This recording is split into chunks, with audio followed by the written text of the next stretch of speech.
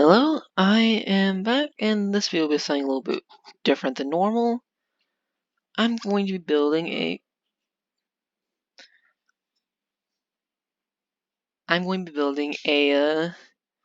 D&D thing. So this time I will be building a D&D monster of my own creation, youngest of the six. So I'm building a little world just because I'm bored.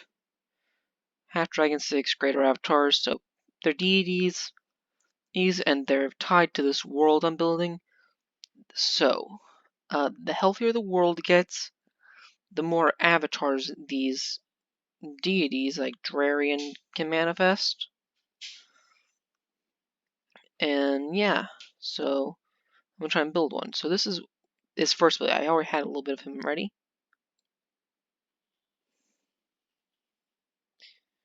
As you can see, he's pretty tough. I have some of his information up here. I'll show you that once I've finished this. Let me just pause. Feel free to pause whenever you need to. Feel free to pause whenever you need to in order to understand anything.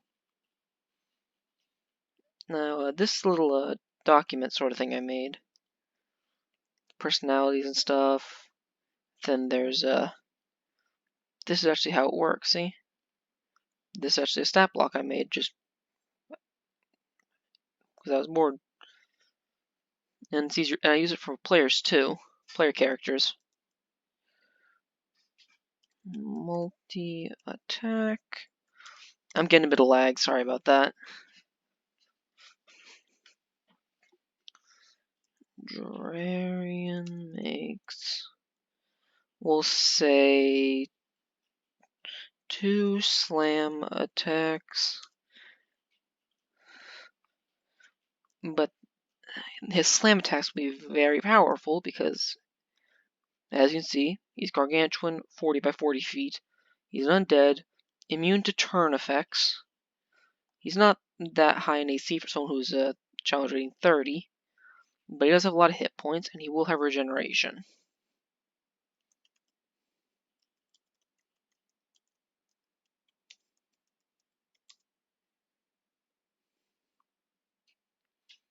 Melee weapon attack, reach at 20 feet,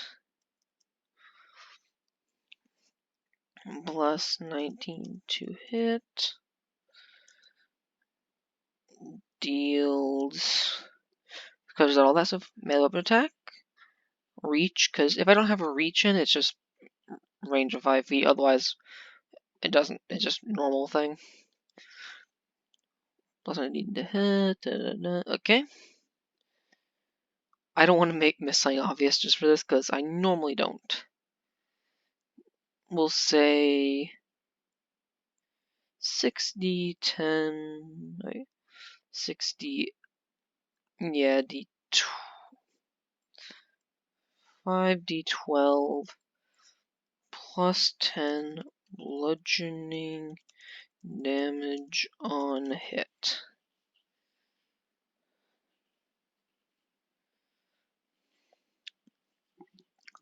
And the target must succeed on a DC 20 strength saving throw or be knocked prone. Is I say not right or anything? I'm so sorry about this. I'm taking care of something else for a later video, and down here, which is gonna eat up some bandwidth. Yes, he's gonna be tough if he runs out of spell slots, but he's probably not gonna do that, so athletics. Plus 19. Skills. Skills marked with a asterisk are expertise.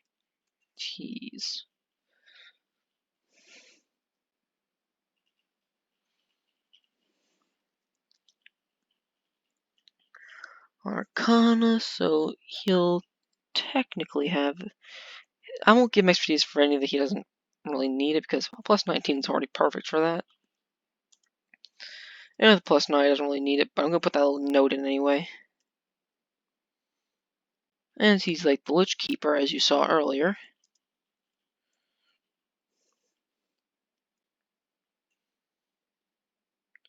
Let's see, he's also a god of sorts, so in D&D, so I'll give him religion proficiency too. As if you're wondering why he's so powerful, he's a god, so that's why he's going to have challenging this. But it's kind of low for his brethren because he's the youngest of them and not the most powerful. Intimidation proficiency because he's a giant hulking undead zombie. Plus 16. No, no, no. Let's say insight too, because it would make sense for someone like him to have insight.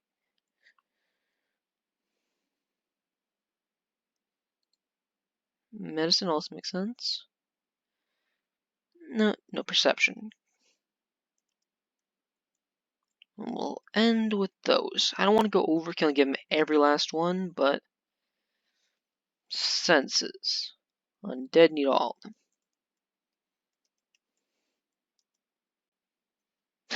Dark people.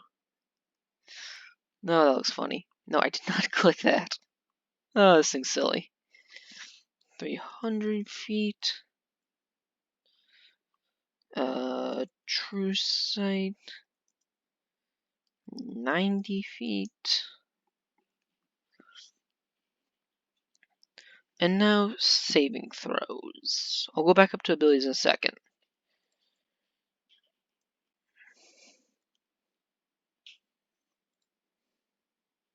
Intelligence for certain because bunch god of liches.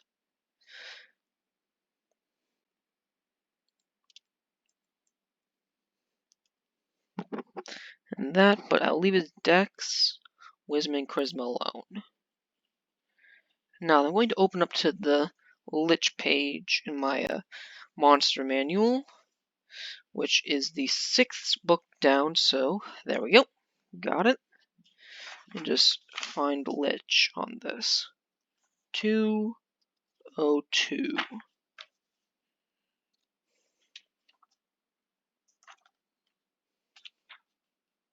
There we go. A lich has resistance to cold, lightning, and necrotic. So we can resist to cold, lightning, and fire. Wait for it to catch up.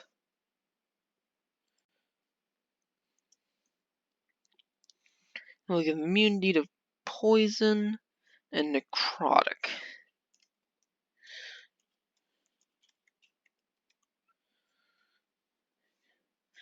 And also bludgeoning, piercing, slashing from non-magical attacks.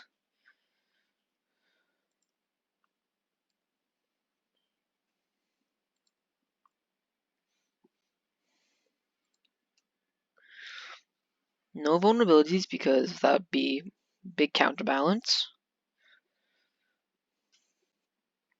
Says regeneration before I forget.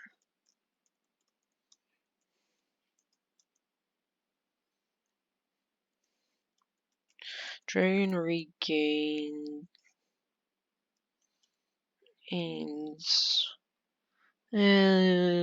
25 HP every round that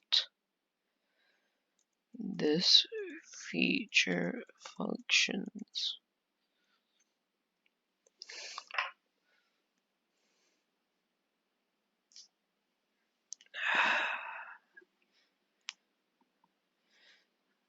This feature only doesn't function if he takes 5 or more radiant damage in one go. In one go isn't simple, is too abstract, sorry. If you fight him, you should be able to do 5 or more. Or, like, seriously, if you can't do 5 radiant damage, it makes sense that you're not going to be able to hurt him. I'll show you the vehicles I made too at some point, because those were a really fun idea. I made a tank. He only dies if he's at 0 HP and doesn't regenerate.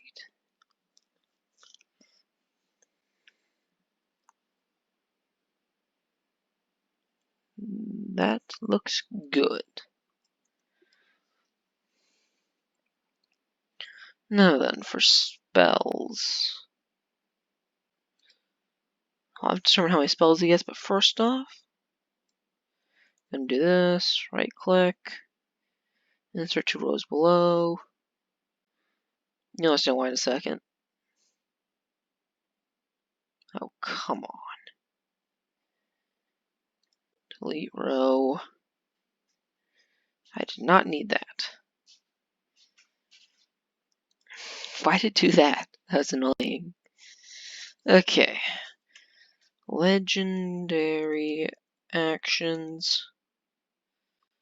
Lair actions. And of course, that's a hit caps lock.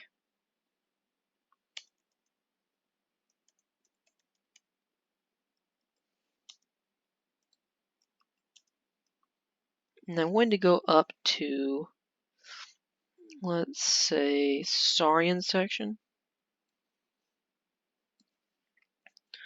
Control C. Scroll down a bit to legendary actions.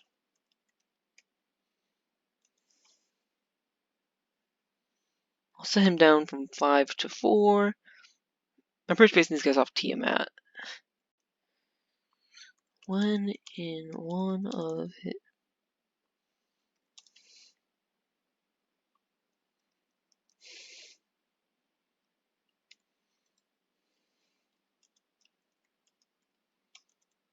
Varian can take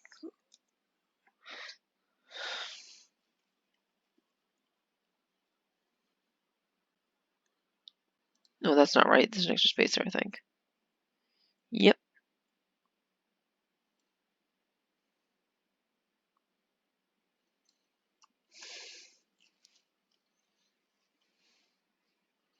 He can choose.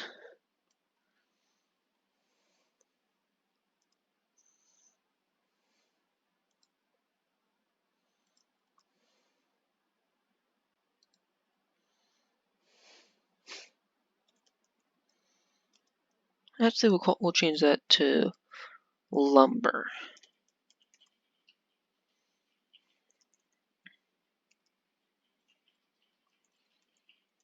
Varian moves up to his movement speed. So, if you don't know what D&D is that much, all legendary actions pretty much, well, if you don't know, I'm not sure why you're watching this. That was weird to me. But in D&D, you have turns, and a legendary action is pretty much a turn you can take on someone else's turn. Yeah, it says right here. You can only take a legendary action once per turn on another creature's turn. They're pretty much extra turns. They make them pretty darn powerful.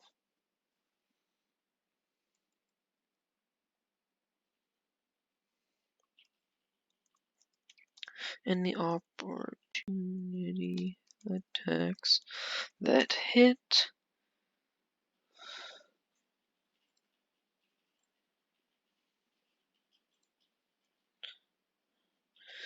Drare has resistance to. There we go. That looks good. That makes sense. At least to me.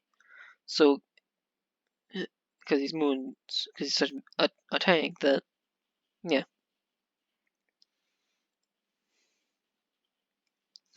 Let's see, I'll give him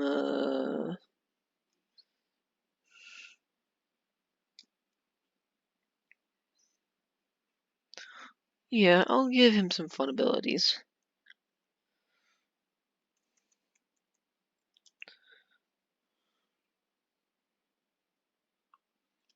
Life tether.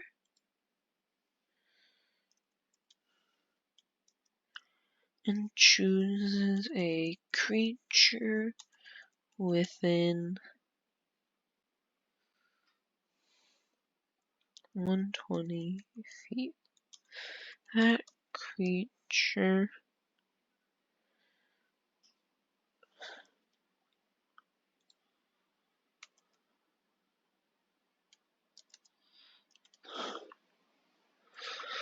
must succeed on a DC 23.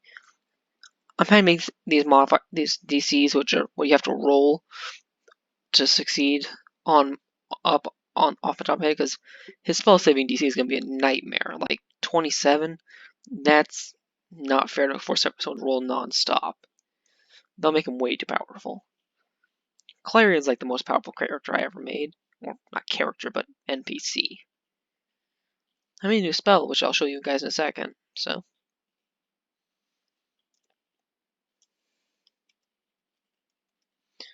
saving throw, or whenever Drarian takes damage, the tethered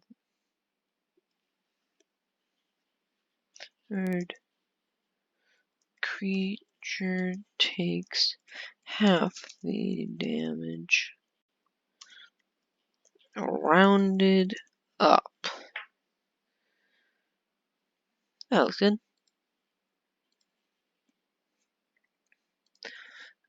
I just realized this thing doesn't always show that it's lagging, so if you can't tell this thing's lagging, it's lagging pretty severely for me. Let's see, so I have to determine how many spells he gets. So we'll say, so the number we're going to put here is going to be how many spell slots he has, which will determine how many times he can cast a spell from any level or below. Let's see, no, that's too powerful. And he has the Lich Keeper, so we'll just give him 2, 2, 3, 3, 3, 3, 4, and 5. Pretty powerful, but I didn't give him to 9th level because that would be really powerful. I mean, players can get that, so actually, yeah, we'll give him 2. If players can get it, it makes sense that a God of Liches would have it too. It's an epic boon, but he is beyond epic boons. He is the character who could give you an epic boon. At least let me just set this up.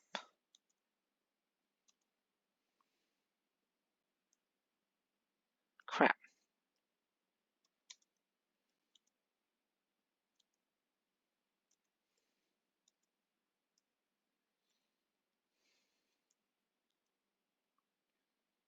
Making sure it all took effect. Cool. I'll turn his cantrips later, but for now, these are some races I made, like the Underborn, based off the Undertold, some monsters I made. I also made a group of Fae. They're supposed to like just pretty much an information broker group. Oop, that was pretty fun. Undead. I made the Devils a pretty interesting change for them. Let me just scroll up to that. I made this Devil group up right here. Feel free to examine it. And then I'll scroll right on down to the spells. Yeah, I made the Devils pretty interesting. So here are the spells I made.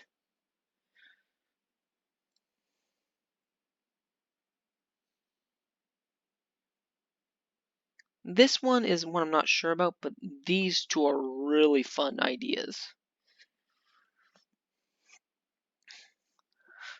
I mean, this one is something that I thought would be really fun because, like, we never know someone's alignment.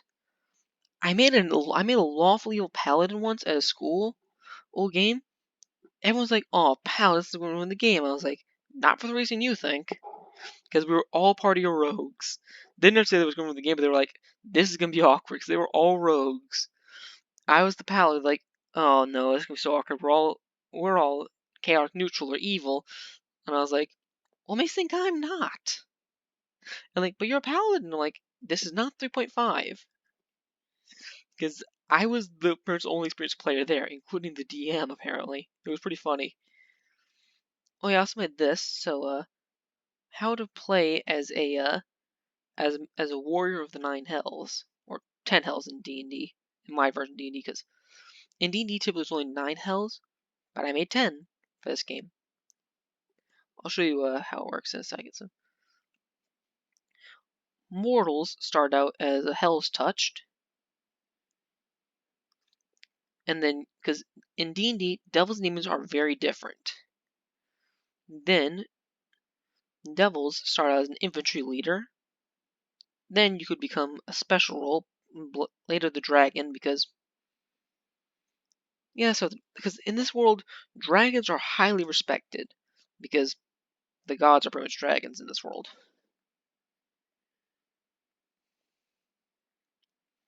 Then you get to rank 3 operative, rank 4 overseer, and then you can go to be a broker, one of the highest ranks that you can get. Or you could become a lord of the realm. There's only 10 positions of these. I'll show you what they are. So let's see. So here they are. I haven't finished filling these out yet, but the hell's information: layer number, layer name, current ruler, main purpose layer. Clarion, the Knight of Eternity.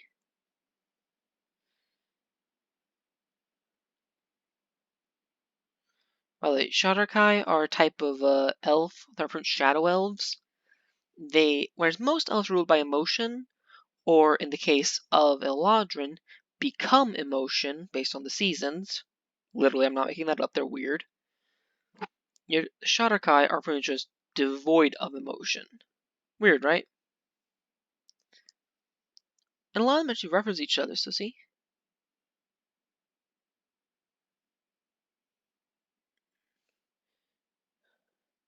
So as you go, like, people bounce around a lot, and then there's the host, which is the Celestials group, the Unseen Court of Fae, which I need you not tell anyone if you ever join one of my groups, so yeah. It's not done yet, but yeah.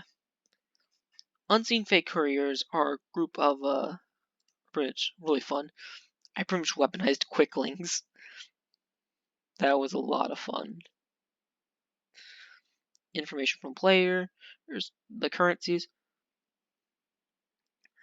The base currency of the game is measured in Khazits. Then you go down to a Death's Note, which is half a Khazit, a Koldun, which is a quarter of a Khazit, and then go in the opposite direction, a Blade's Honor is 5 Khazits, and an Inversity is 10 Khazits. Then there's the calendar. So there's also a lot more that's celebrated around their version of the planes. You have to alter that. Augmeni.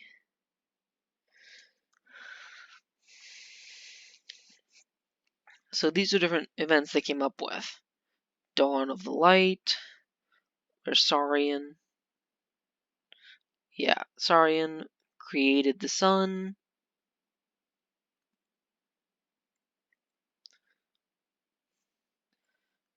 Each one of them is actually based off a warlock pact. I realized. Well, that's how I first created them. I first built an entire world based off an idea that I had, which is what I do a lot.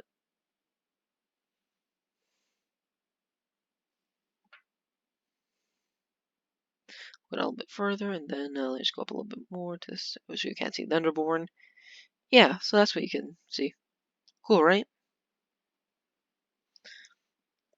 And I'll go to vehicles so you can see those. A few of them at least. They have tanks. I have a stat block for tank right here because tanks require a lot more. Well, not for tank, but for a vehicle. Vehicles require a lot of stuff to move. Damage threshold is pretty fun. Magic items. Yeah, I think this will be a good spot to end. Have a good day, everyone.